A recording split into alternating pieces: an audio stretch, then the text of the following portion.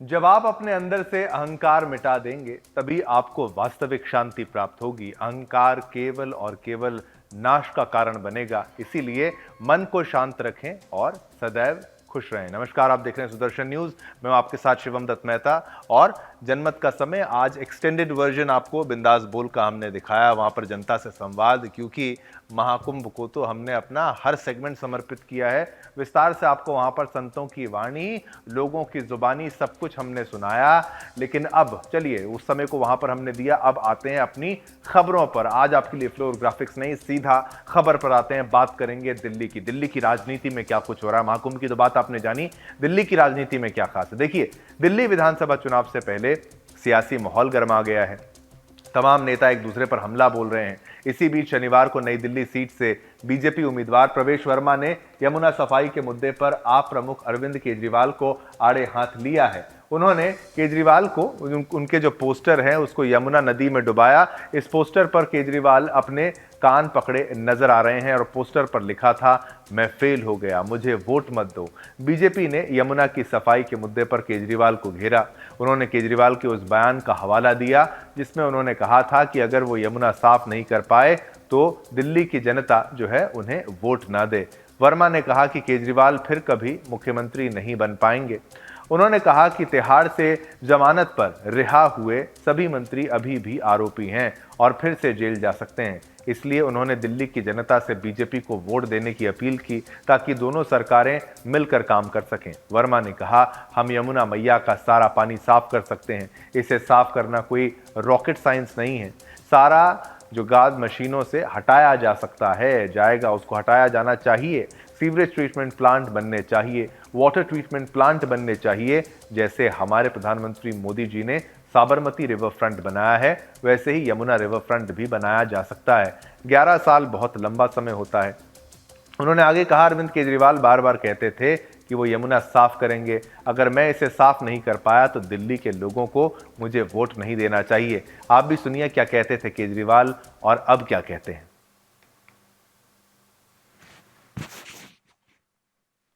अपने को यमुना साफ करनी है, यमुना नदी भी साफ करनी है। इसकी भी मैंने पूरी प्लानिंग करी है। यमुना नदी के अंदर 4-5 साल के अंदर आपको गोता लगवा देंगे, नला देंगे आपको यमुना नदी के अंदर। मैं दिल्ली की सड़कों को बहुत शानदार बनाना चाहता हूँ, यमुना साफ करना चाहता हूँ। दिल्ली के घर घर के अंदर 24 घंटे पानी आए, साफ पानी आए, ऐसी व्यवस्था करना चाहता हूँ। ये तीनों वादे मैं पूरे नहीं कर पाया। ये तीनों वादे मैं पूरे नहीं कर पाया। आपको लगता है हमने काम नहीं किया, हमें वोट मत देना, हमें वोट मत देना। A few years later. मैं अब थोड़ी बहुत पॉलिटिक्स तो समझने लगा हूँ। हाँ। यमुना पे वोट नहीं मिलेंगे। अच्छा।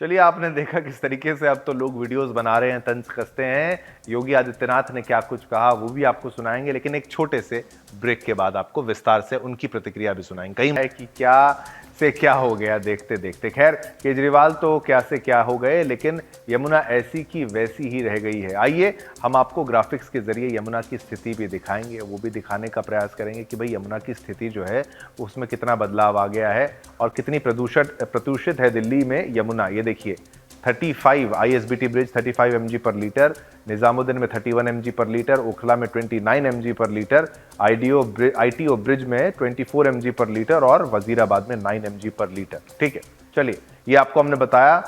आगे बढ़ते हैं। अब केजरीवाल के इसी काम पर बीजेपी और जनता उनसे सवाल कर रही है कि क्या सवाल है और क्या है उनके जवाब, वो भी आपको दिखाते हैं ग्राफिक्स के माध्यम से। चलिए, वो भी आप जानिए।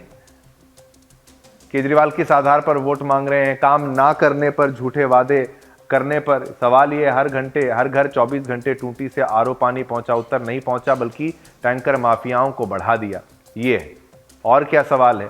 सवाल, यमुना जी साफ हुई, उत्तर यमुना साफ नहीं हुई, उल्टा और ज्यादा प्रदूषित हो गई। ये यहाँ पर उत्तर है सवाल का। और दिल्ली की सड़कें विश्वस्तरीय बनी, सड़कें विश्वस्तरीय बनना तो दूर, 11 साल में गड्ढे तक नहीं भरे गए। तो ये उत्तर है। और क्या है सवाल इसमें, और भी सवाल जान लीजिए। चलिए देखिए तमाम जो बातें हैं, अब योगी आदित्यनाथ जी ने क्या कुछ कहा है अब वो भी आपको सुनाते हैं। अब यमुना नदी वाले ये मामले जो है इसको गरमाया, जब इससे पहले योगी आदित्यनाथ ने केजरीवाल पर यमुना नदी को गंदे नाले में बदलने के लिए भी आलोचना की और इसे पाप बताया। उन्होंने केजरीवाल की नदी की सफाई के प्रति प्रतिबद्धता पर सवाल उठाते हुए प्रयागराज में चल रहे महाकुंभ के लिए संगम में उनके स्नान का जिक्र किया।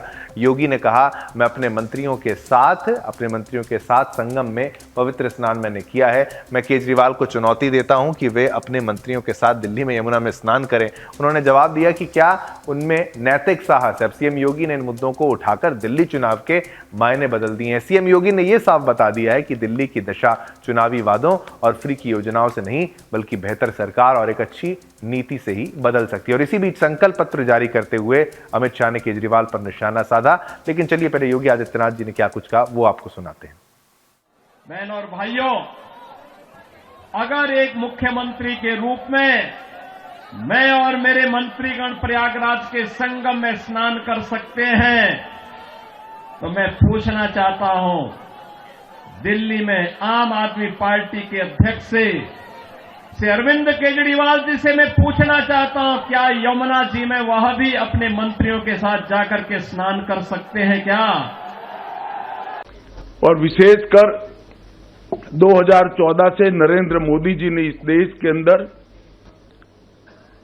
पॉलिटिक्स ऑफ परफॉर्मेंस को एस्टैब्लिश किया है और भारतीय जनता पार्टी ने जितने भी विधानसभाओं के और लोकसभा के 3 चुनाव आए उसमें जो वादे किए हैं वो पूरा करने का गंभीरता से प्रयास किया है। हमारा ट्रैक रिकॉर्ड है। इसलिए दिल्ली प्रदेश भारतीय जनता पार्टी ने महिलाओं के साथ, युवाओं के साथ, जे क्लस्टर के निवासियों के साथ, असंगठित मजदूरों के साथ, मध्यम चलिए इसी खबर पर हमने पोल के माध्यम से आपसे प्रश्न पूछा। हमने पूछा क्या जनता से झूठे वादे करते हैं केजरीवाल? हाँ या ना में जवाब देना है। प्लेटफॉर्म खुला है जनमत का, सुदर्शन न्यूज का। 97% लोग कह रहे हैं हाँ झूठ बोलते हैं। चलिए अब अगला मुद्दा जो है वो बहुत दिलचस्प है, लेकिन दिलचस्प के साथ साथ दिल्ली में आगामी विधानसभा चुनावों के बीच राजनीतिक माहौल गरमाया हुआ है।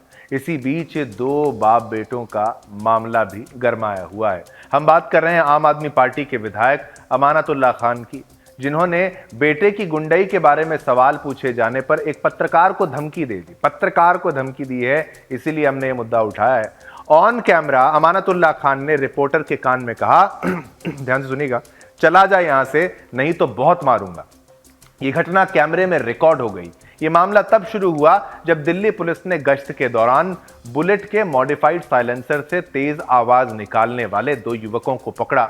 इनमें से एक युवक आप विधायक अमानतुल्ला खान का बेटा निकला, जिसने खुद को विधायक का बेटा बताते हुए पुलिस को धौंस दिखाई और पुलिस से दुर्व्यवहार का आरोप भी उन पर लगाया जा रहा है। वीडियो में वो दिल्ली पुलिस को धमकी देता नजर आ रहा है। ये वीडियो ओखला के नफीस रोड का जो है बताया जा रहा है, जो हमने कल भी आपको दिखाया था, जिसमें विधायक के बेटे ने पुलिसकर्मी से बदसलूकी करते हुए वो नजर आया। वीडियो में विधायक के बेटे की धमकी और पुलिस के साथ उसका विवाद साफ तौर पर देखा जा सकता है। पहले आप ये वीडियो देखिए जिसमें बेटा पुलिस से बदतमीजी करता है, फिर वापस इस वाले पर आते हैं। ये वाला भी दिखाएंगे, इतना मारूंगा चला जा यहां से, कह रहा है ये पत्रकार को, ये नेता है। फिर ये बोलते हैं कि भाई बीजेपी तुष्टीकरण की राजनीति करती है, वो क्या करता है। पहले बेटे का वीडियो देखिए, फिर बाप का वीडियो दिखाएंगे।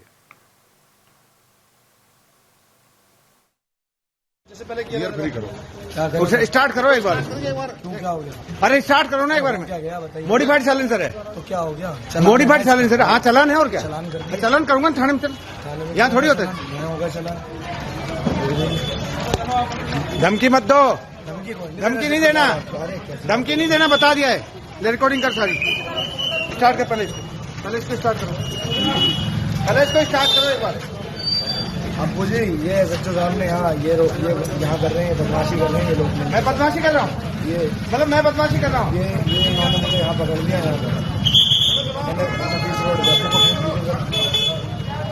मैं बदमाशी कर रहा हूँ, सारी रिकॉर्डिंग हो रही है। मैं बदमाशी कर रहा हूँ, तानाशाही कर रही है यहाँ पर। पहले स्टार्ट कर। आम आदमी पार्टी का झंडा लगा हुआ है ना, इस वजह से। अच्छा, आम आदमी पार्टी झंडा कहाँ लगा है? सारी रिकॉर्डिंग हो रही है, सारी रिकॉर्डिंग हो रही है, सारे फोटोग्राफी हो रही है। क्या देख रहे भाई, चलो ऐसे। हाँ, क्यों बंद करना? बंद करना? आप क्या झंडा लगा रहे? तुम लगा हुआ है, पता ना मेरे को। कर ले रिकॉर्डिंग। अब वो एसएचओ साहब अपनी तानाशाही कर रहे हैं यहाँ पे नफीस रोड पे, मेरे को रोक रखते हैं। तो पहले ये कह रहे हैं इतना मारूंगा चला जाए, क्या ठीक है? इतना मारूंगा चला जाए, क्या ठीक है? इतना मारूंगा चला जाए, क्या ठीक है? इतना मारूंगा चला जाए, क्या ठीक है? इतना मारूंगा चला जाए, क्या ठीक है? इतना मारूंगा चला जाए, क्या ठीक है? इतना मारूंगा चला जाए, क्या ठीक है? इतना मारूंगा चला जाए यहाँ से। देखिए ये वही बात है ना, बेटा नंबरी तो बाप 10 नंबरी। ये जिस तरीके से इन्होंने गुंडाई करी है, पहले बेटे की तरफ से, ना उसने हेलमेट पहना था और उसकी बाइक का जो साइलेंसर था वो मॉडिफाइड था, कानून का उल्लंघन। सोचिए आपका अगर कोई पुलिस वाला रोक के चालान काटने बैठे तो क्या आप अपने पिता को फोन लगाएंगे, अपने बाप को फोन लगाएंगे और बोलेंगे देखिए पिताजी ये मेरा चालान काट रहा है, मेरे से बदतमीजी कर रहा है, मेरी रिकॉर्डिंग कर रहा है। रिकॉर्डिंग पुलिस तब करती है जब उनको पता होता है कि सामने वाला कोई चालाक है, कोई अपराधी मानसिकता का व्यक्ति है। तो उसके अमानतुल्लाह खान के बेटे ने उसी तरीके से किया, जिसके बाद उसने अपने बाप को, अपने पिता को फोन किया और उसके बाद जब इस पर सवाल पूछा गया, हालांकि किसी और चैनल की बात थी, लेकिन फिर एक पत्रकार को आप इस तरीके से धमका देंगे, आप सोचेंगे बाकी के पत्रकार चुप हो जाएंगे। सुदर्शन न्यूज तो हर पत्रकार के लिए, उसकी हक की लड़ाई के लिए हम तो खड़े होते हैं और आज भी खड़े हैं। ऐसा कैसे ये बोल सकता है? इस पर एक्शन होना चाहिए, पार्टी को भी कार्रवाई करनी चाहिए और इस पर पुलिस को भी एक्शन लेना चाहिए। तमाम पत्रकारों को भी एकजुट होकर इसके विरोध करना चाहिए। कोई कैसे खुलेआम एक नेता धमकी दे देगा पत्रकार को कि इतना मारूंगा चला जा यहां से? फिर जब इनके पास जब पत्रकार नहीं पहुंचते हैं तब भी इनके पेट में दर्द होता है कि कोई आके हमें कवर नहीं करता। खुलेआम गुंडाई की जा रही है, खुलेआम गुंडाई पर सवाल किया तो उल्टा पत्रकार से बदतमीजी करके उसे खुलेआम धमकी देने लगा ये गुंडा। हालांकि बाकी मीडिया चैनल इसे नहीं दिखा रहे, लेकिन वो भले ही इस खबर पर आवाज ना उठाएं, सुदर्शन न्यूज ऐसे गुंडों के खिलाफ और ऐसे पत्रकारों के साथ उनकी आवाज बनकर हमेशा खड़ा होता था, है और आगे भी रहेगा। कल बेटा पुलिस के सामने गर्मी दिखा रहा था, आज बाप अमानतुल्लाह खान पत्रकार पर गर्मी दिखा रहा है। इस मामले पर नीतिक गलियारों में जो है, राजनीतिक गलियारों में इसे लेकर अलग अलग राय सामने आ रही हैं। अब इस घटना पर भाजपा प्रवक्ता शहजाद पूनावाला ने कहा, आज आपका मतलब अहंकारी अराजक अपराधी पार्टी हो गया है। आज भी वीवीआईपी मानसिकता है कि हम कानून से ऊपर हैं। अमानतुल्लाह खान के बेटे ने ये दिखाया है, गलत साइड में बाइक चलाना, मॉडिफाइड साइलेंसर, पकड़े जाना और पुलिस से बदतमीजी करना, और जब पुलिस आरसी मांगती है तो कहना कि मेरे पिता एमएलए हैं। चलिए शहजाद पूनावाला की बात तो क्या बताएं आपको, लेकिन आप पोल के माध्यम से जो प्रश्न हमने आपको पूछा था वो भी आपको बता देते हैं। बाप बेटे पर हो सख्त कार्रवाई, इसका हमने आपसे प्रश्न पूछा था, तो देखिए 98% लोगों ने कहा हां सख्त कार्रवाई होनी चाहिए।